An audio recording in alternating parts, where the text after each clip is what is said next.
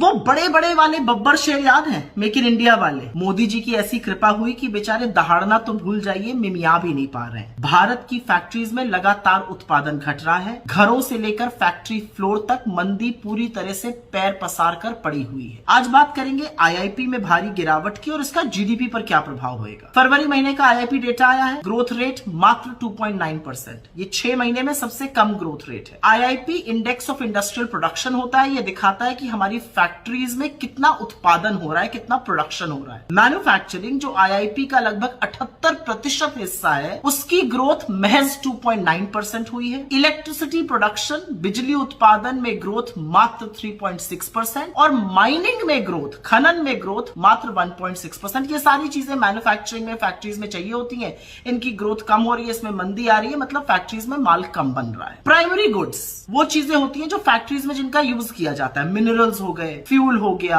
Electricity हो गया, इसमें ग्रोथ रेट मात्र 2.8%। फिर इंटरमीडिएट गुड्स होते हैं, आधी बनी हुई चीजें, आधी बनी हुई स्टील हो गई, यार्न्स हो गए जिसका टेक्सटाइल में यूज होता है, केमिकल्स हो गए, इसमें ग्रोथ मात्र 1.5%। मतलब प्राइमरी और इंटरमीडिएट चीजों की डिमांड में भी कमी है। ये सब चीजें क्या दिखाती हैं? ये घरेलू मोर्चे पर मंदी दिखा रही हैं और ये जो ग्लोबल अनसर्टनिटी है, जो वैश्विक अनिश्चितता है, उसका भी एक बहुत बड़ा सूचक है।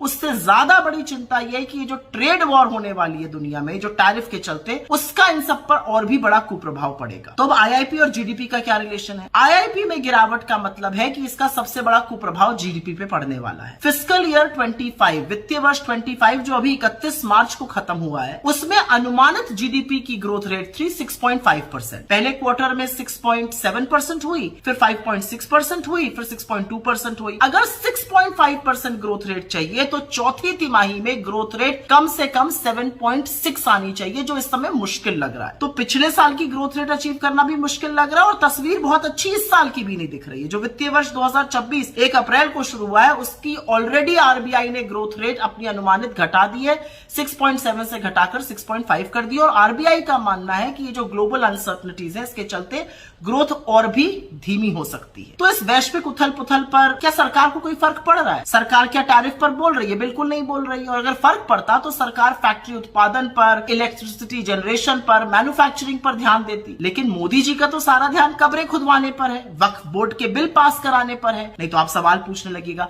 लेकिन क्या आप सवाल पूछने के लिए तैयार हैं? क्योंकि आईआईपी का कम होना, जीडीपी का कम होना महज नंबर नहीं है, यह आपकी आमदनी, आपकी आय, आपके रोजगार, आपके बच्चों के भविष्य को तय करेगा। तो सवाल इस बात का है कि क्या आप तैयार हैं सवाल पूछने के लिए?